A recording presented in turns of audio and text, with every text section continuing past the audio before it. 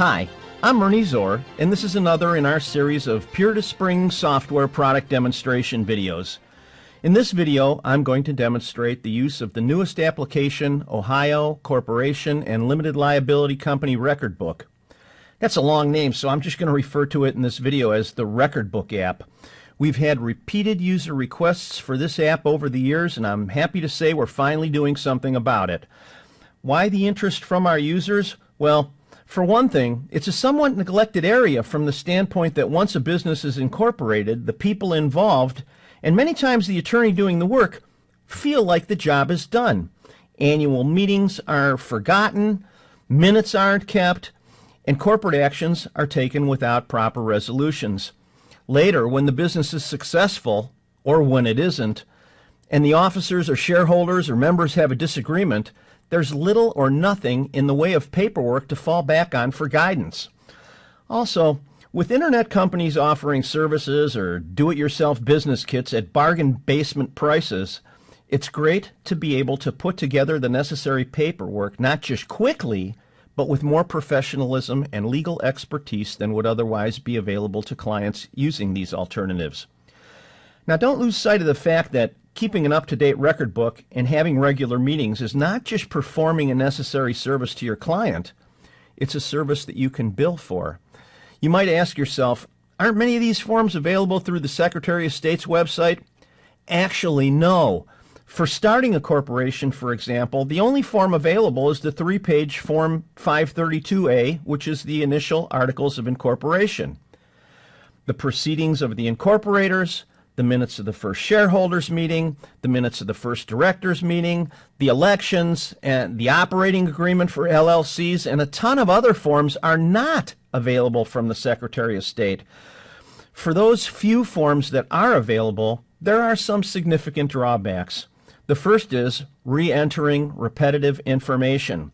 With the Secretary of State's forms, you're constantly re-entering the name of the business, the address, the charter number, and many other pieces of information over and over again. With our Record Book app, you enter all that stuff one time, and it populates nearly 100 pages of forms automatically. That's how you can compete with cut-rate internet services. You'll do better work in less time. Note that when you complete a single online form, you've got to save it, if you're allowed, in a single file. That means for every new form you generate, there's a new file. Complete a handful of additional forms and you end up with a dozen different files floating around on your hard drive. With the Record Book app, all the client's information is stored in one file. It not only makes sense to do it that way, it's more organized to do it that way, and it's a much easier system to maintain. Other advantages of our Record Book app are that you're not internet dependent. It doesn't make any difference if you're not connected or if you're having connection problems. With our Record Book app, you can do your work whenever and wherever you want. Here's a big advantage. Think about modifications. Have you ever needed to make a spelling change or other corrections? Well, you know you do. The perfectly organized client is a fiction. With the web forms, you need to hunt down every instance of an error, hope you found them all, and either use whiteout or on a typewriter, or you retype the entire form. That's sloppy and it's time-consuming. With our Record Book app, you just make the change on the worksheet and it's instantly updated everywhere else. It takes only seconds. There are other advantages of our Record Book app, but those are the huge ones. Without further introduction, let's move on to showing you how the app works. I've got it on the screen right now, and like some of our other apps, the first thing you see is the General Information Worksheet. It's the place where you enter all those common bits of information that are repeated on all the forms, like the business name, the principal place of business, and all that you see as I scroll down the form here.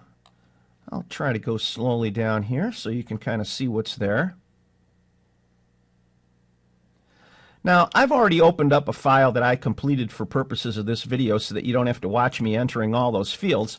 It doesn't really take that long, and you don't need to complete all the fields because some are only for corporations, others are for only professional associations, and still others apply only to limited liability companies. Anyway, once the general information is complete, you can move on to the Directory Worksheet, and that's where information is stored about the business participants involved. That would be the incorporators, the shareholders, the directors, the officers, or in the case of LLCs, the members. These participants can be individuals or other businesses, like the General Information Worksheet. I've completed the Directory Worksheet already, and I'm going to click on the button here and show it to you. There it is. Now, you shouldn't have any learning curve insofar as the Directory Worksheet is concerned, because we've got worksheets like this in many of our other programs, and even if you've never had another program of ours, you won't have any learning curve because these fields are self-explanatory anyway. Name, address, checking off whether somebody's a director or an officer. It's all self-explanatory. For this demonstration, I've assumed we're working with a domestic for-profit corporation, although the Record Book app can also handle domestic for-profit professional associations and limited liability companies. The general information and directory worksheets, as I said, are already completed, so let's see what we've got. Now, eventually I'll go into print preview mode so you can see everything together, but I'm going to use the tree view here on the left side to just show you some of the forms. Let's start at the top here. Page 1 of the proceedings. Here's the Articles of Incorporation. I'll scroll down there. You know, these are just, they're completed in their entirety, really. There's not one thing that you need to enter. Here's the order and waiver for receipt of subscription of shares, share subscription, all completed. Everything that you've seen now is completed in its entirety. Notice of shareholders meeting, waiver of notice. Okay, proxy names, you'd put that in there, but that's kind of rare usually, I think, anyway. And the date field would do, you would sign, when the people sign that, they would fill that in. Election of chairman pro tem, and then we've got, for the first shareholders meeting, the code of regulations. You would enter in the number of shares that were cast in favor of the adoption, but that's something that can be set in the default file, which I think I've already mentioned about the default file. That's where you can set any field, and if you're typically using 500 shares at $1 a piece par value, this could be set in the default file, and you never have to enter it even. But as far as the code of regulations is concerned, that's about the only field that needs to be completed. The assent to adoption, completed. Election of board of directors, completed. Certificate of inspectors, completed. And then you go on to the first directors meeting. Election of chairman and secretary, complete. Election of officers, complete. You see that this thing is done. There's nothing to do. Okay, so let's see. Now, I'm not going to use them right now, but there are also 100 pages apiece of blank minutes and corporate resolutions. And by the way, if you have custom minutes or resolutions that you drafted, these can be set in the default file. And again, I'll mention that in a moment, so that your custom minutes and your resolutions actually become part of the program and are automatically present in every new corporation you start. Now, there are many more forms in the package, and you can find a complete list on the product information page of our website.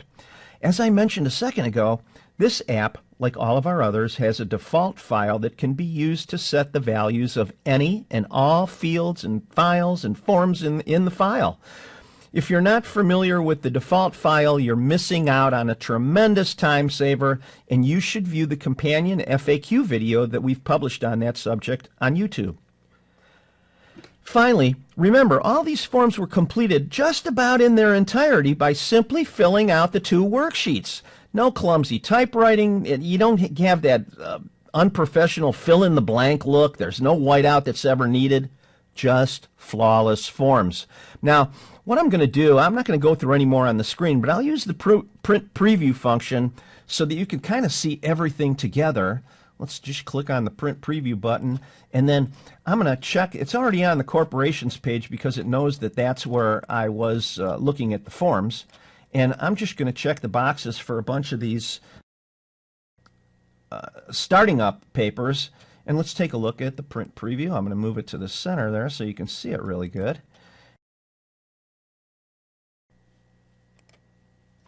We'll take a look at it.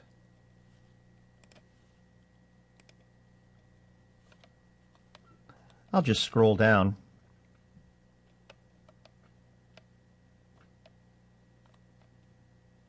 You can see it looks pretty good, and it looks like it was done specially for the client. It doesn't look like a fill-in-the-blank form that you didn't spend any time with.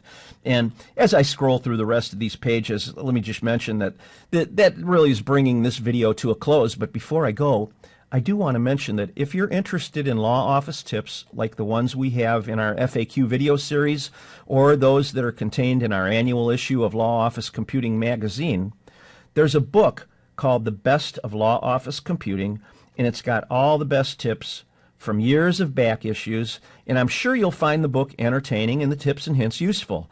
You can get the ebook at Amazon for only $9 and the paperback for only $12. With that, I thank you for visiting our YouTube channel. Our goal in making these videos, our goal in making videos like this one is to show you how a simple application could make your life in the law office a bit easier. So I thank you for watching, and I hope you visit us again. And until you do, I wish you all the best. Take care.